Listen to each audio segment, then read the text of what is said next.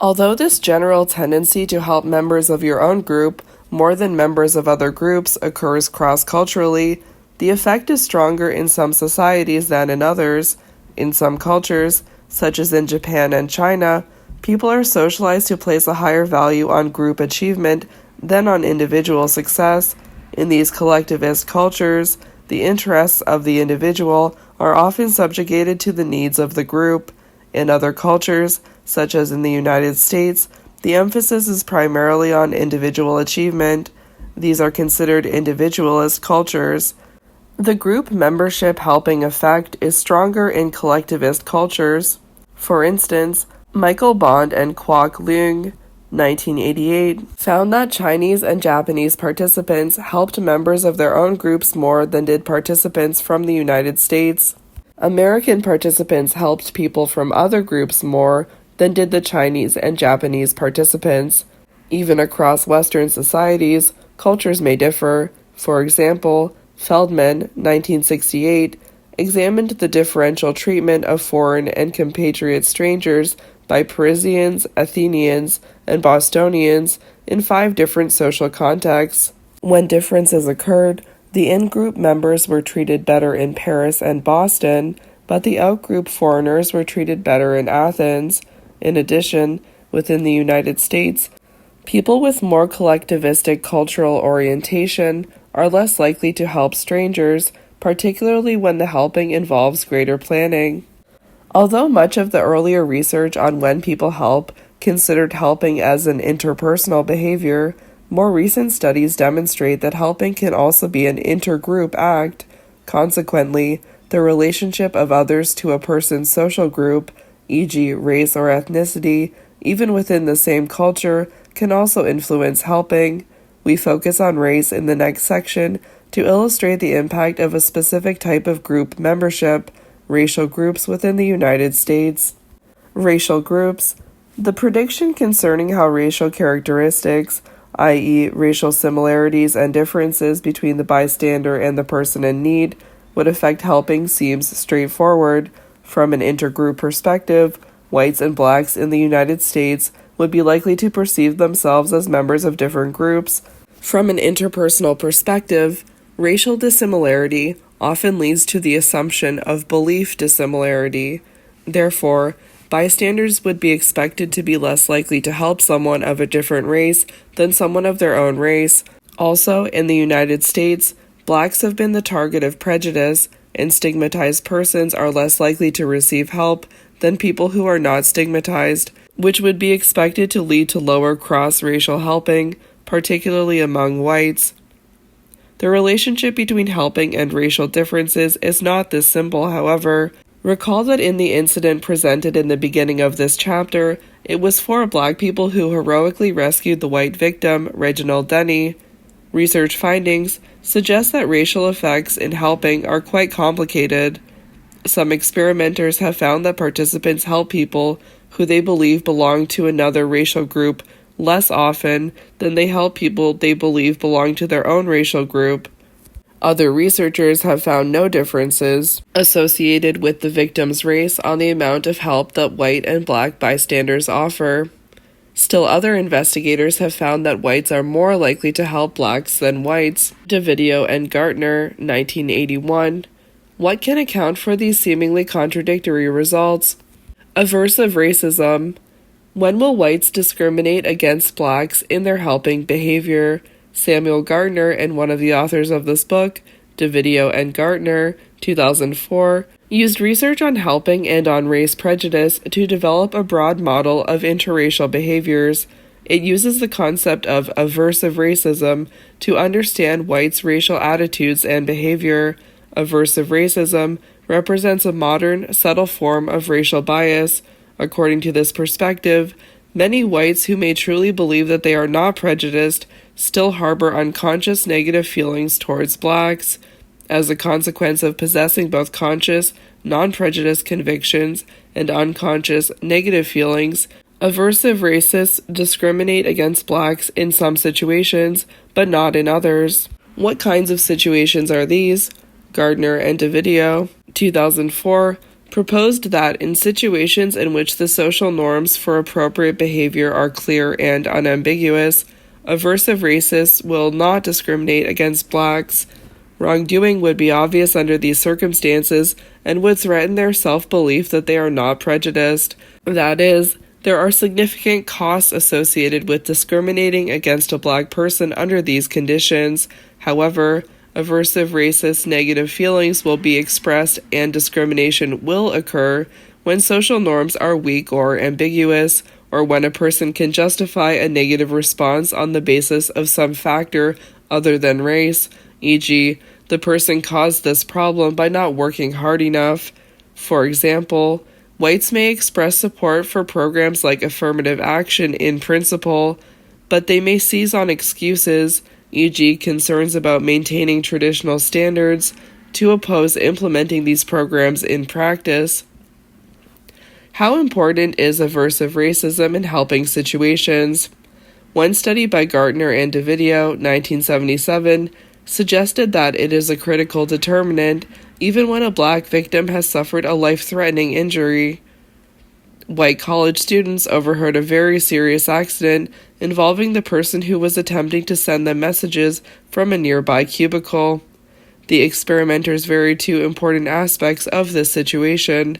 First, some of the students believed that they were the only witness to the emergency, whereas others believed that there were two other white bystanders who also heard the accident. The presumed presence of others allowed participants to diffuse responsibility, if they were so inclined. Second, the experimenters led some participants to believe that the victim was white and others to believe that the victim was black. As the researchers expected, when white bystanders believed that they were the only witness to an emergency, when appropriate behavior was clearly defined, they did not discriminate against the black victim. In fact, they helped black victims slightly more often than they helped white victims, 94% versus 81%.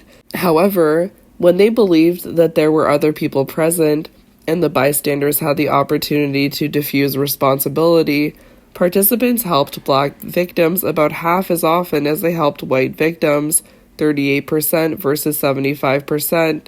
The opportunity to diffuse responsibility offered a non-race-related excuse for bystanders to treat victims differently, but in a way that allowed them to avoid recognizing that racial bias was a factor. It was not due to a decision to intentionally let the black victim suffer. That would be obviously racist. Instead, it was a decision to let someone else help. Of course, if each of the witnesses diffuses responsibility, no one will help. The consequences of subtle bias will be as deadly as the effects of blatant racism. The aversive racism framework identifies additional cost-reward considerations that make the effects of race more complicated than the effects of similarity or attraction. In particular, there is a special cost for aversive racists associated with discriminating against blacks. It would threaten a very important aspect of their self-image. Thus, when discrimination would be obvious, as in not helping a black victim when you are the only witness, these cost considerations outweigh the influence of similarity. In fact, since it might be rewarding for aversive racists to reaffirm their non-prejudiced self-images, they are often more likely to help blacks than whites under these conditions. However, when aversive racists can rationalize not helping on the basis of some factor other than race, as in the belief that someone else will help, their self-image is no longer threatened, and these special costs do not apply. These whites are then less likely to help blacks than whites, as the research on similarity and attraction suggests. Recently, Saucier, Miller, and Doucette, 2005, reviewed the research literature on whites' willingness to help other whites and blacks. Their summary provides an interesting and important overview of how prejudice affects helping. An earlier literature search by Crosby, Bromley, and Sachs, 1980, found that blacks overall were offered help less frequently than whites, particularly when the helping did not require face-to-face help to be given. Although Crosby et al. Noted that no bias was seen in the majority of studies, when bias did occur, it was consistently in the direction of less help for blacks.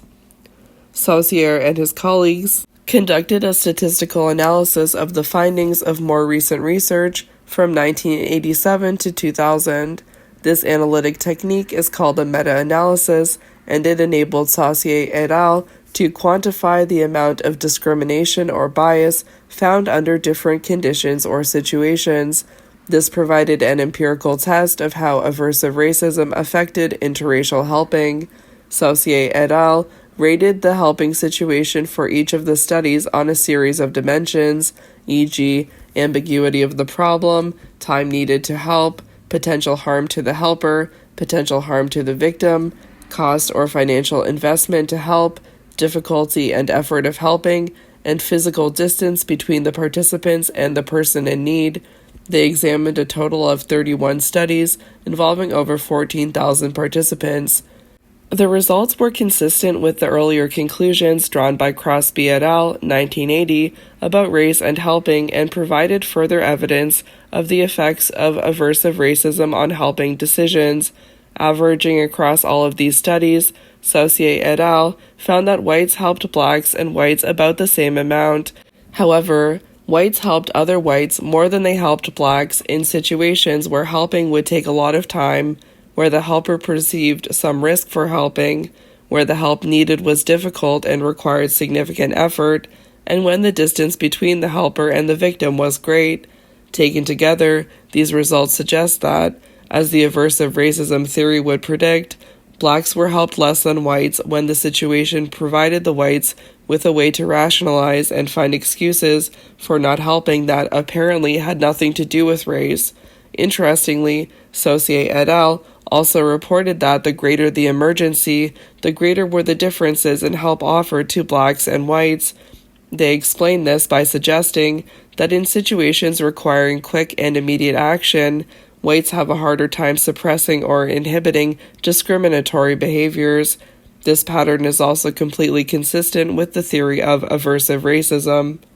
Summary: we have seen that costs and rewards have relatively straightforward effects on helping. As costs for helping increase, helping decreases. As rewards for helping increase, intervention increases. These costs and rewards may be directly related to the nature of the helping opportunity, or may be associated with the potential benefactor's relationship to the person in need. As we noted earlier, this type of cost-benefit analysis fine-tunes the steps in the Latané and Darley decision model. Once people notice the event, interpret the situation as one requiring assistance, and recognize their personal responsibility, the costs and rewards associated with helping determine the level of intervention. The research on the race of the person in need, however, suggests the potential complexities of the cost-reward approach that allows predictions that go well beyond the scope of Latané and Darley's 5 steps. Costs and rewards come in various forms, such as threats to your self-image or opportunities to meet an attractive person. These considerations can influence how likely a bystander is to assume personal responsibility for helping. Thus, costs and rewards not only affect what happens within each step of the model, but also influence how people proceed through these steps. Combining costs and rewards. Over 35 years ago, one of the authors of this book, Jane Piliavin, and her colleagues developed the arousal cost-reward model, which considers more fully the nature of costs, the effects of different combinations of costs, and their effects on the type of response bystanders will make. This section summarizes the cost-reward component of the model.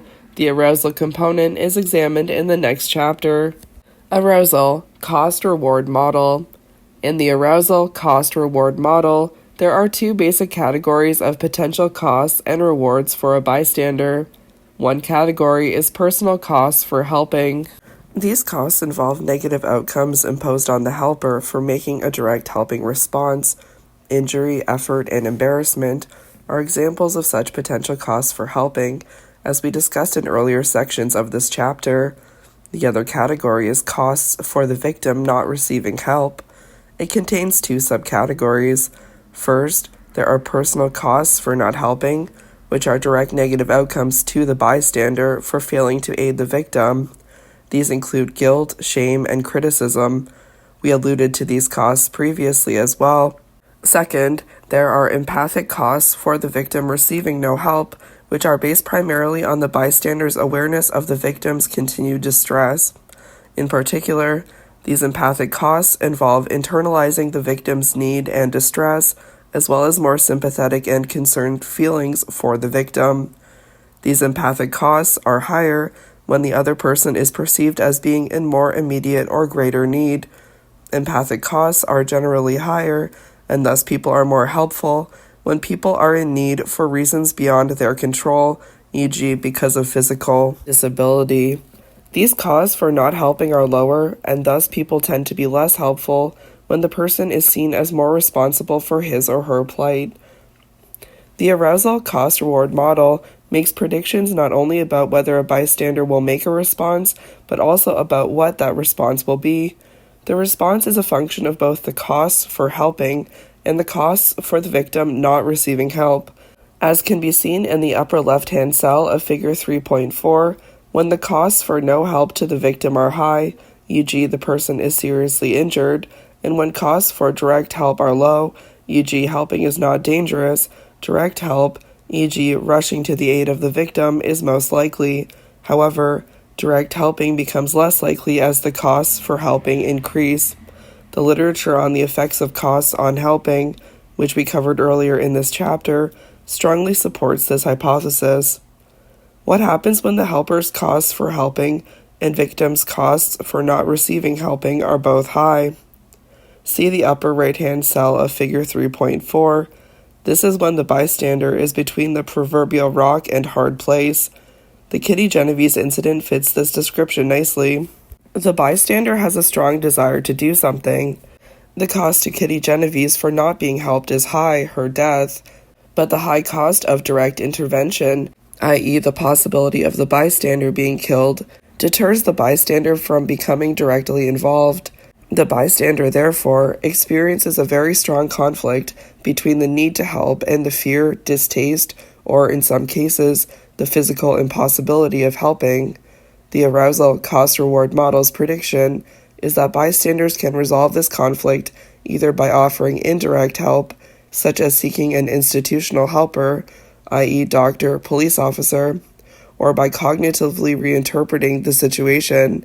That is, bystanders might psychologically alter the perceived costs to the victim for not helping. They can do this by redefining the situation as not being an emergency, by concluding that someone else will intervene, i.e. diffusing responsibility, or by convincing themselves that the person is not really deserving of help. These rationalizations lower the perceived costs for not helping, e.g. even if I do not help, someone else will, and allow bystanders to leave the scene or return to their interrupted activity. Research supports these predictions and suggests that some responses may be more common than others. In serious emergencies, high cost for not helping situations, indirect helping becomes more likely as costs for helping increase. Overall, however, indirect helping is relatively infrequent, perhaps because it is difficult for bystanders to pull themselves away from such involving situations to seek others who can help better than they can. Cognitive reinterpretation seems to be the most common and possibly the most efficient way of resolving the high cost for helping, high cost for not helping dilemma. For instance, bystanders are more likely to diffuse responsibility when the person in need is physically disfigured, creating a relatively high cost for helping, than when the person is not. Although the reinterpretation process occurs quickly and probably without conscious awareness, it is as if the bystander initially recognizes the need for assistance, becomes hesitant because of the costs for helping, and then searches for a reasonably justifiable excuse for not helping. As we have indicated before, this is not the same as apathy. People do care. Ironically, it is the fact that they are very sensitive to the other person's need that initially places them in the dilemma. Now consider the bottom right-hand cell of figure 3.4. In it, the costs for not helping to the victim are low, and the costs for direct help are high. Imagine that you see a dangerous-looking hitchhiker while you are driving down the highway. Will you stop and offer assistance? The costs to the hitchhiker for no help seem low, i.e., he is not in any jeopardy. The potential costs to you for helping, i.e., possible attack, seem high. Under these circumstances, people are most likely to leave the scene, e.g., drive by, or deny the legitimate need of the hitchhiker for help. The response of bystanders in situations in which both costs for helping and costs for not helping are low, the bottom left-hand box of figure 3.4, is most difficult to predict. For instance, suppose you see someone drop her books in the hallway. In such a situation, social norms, personal differences, and relationships to the person in need, see Chapter 7, are presumed to have their strongest impact. Small changes in the situation will also have noticeable effects. Helping will increase as the costs for the victim not receiving help, both personal and empathic, begin to increase. Among these are the following: making it more difficult for the bystander to escape the situation unnoticed or without guilt, increasing the need of the victim, having the victim make stronger and more immediate appeals for help, or making the person in need seem more deserving of help. These changes tend to move the situation from the bottom left-hand cell to the top left-hand cell of figure 3.4. In summary, the arousal cost-reward model extends earlier work by identifying various kinds of costs and illustrating how different combinations of costs lead to different types of actions. Figure 3.4. Costs for direct help and costs for no help to the victim combine to determine how people will respond. Okay, so this is a 2x2 table. The two columns are costs for direct help, which are either low or high, and the rows are costs for no help to the victim, which are also either high or low. Okay, so yeah, if it's high and high, you have indirect intervention or redefinition of the situation, disparagement of the victim, or diffusion of responsibility, which lowers the cost of no help to the victim so that you're able to leave the scene, ignore, and deny the situation. When both the cost of helping and the cost of no help to the victim are low, it's variable. It becomes a function of the perceived norms of the situation. But as it increases, kind of along a continuum, it can come to low costs for direct help and high costs of no help to the victim. And then you have direct intervention. Okay, so when the costs for the helper are high, but the costs for no help to the victim are low, so you don't really need to help them, so you leave the scene, ignore, or deny. And when the costs for direct help are low, and the costs for no help to the victim are high, so it's easy to help, and they really need your help, so it leads to direct intervention.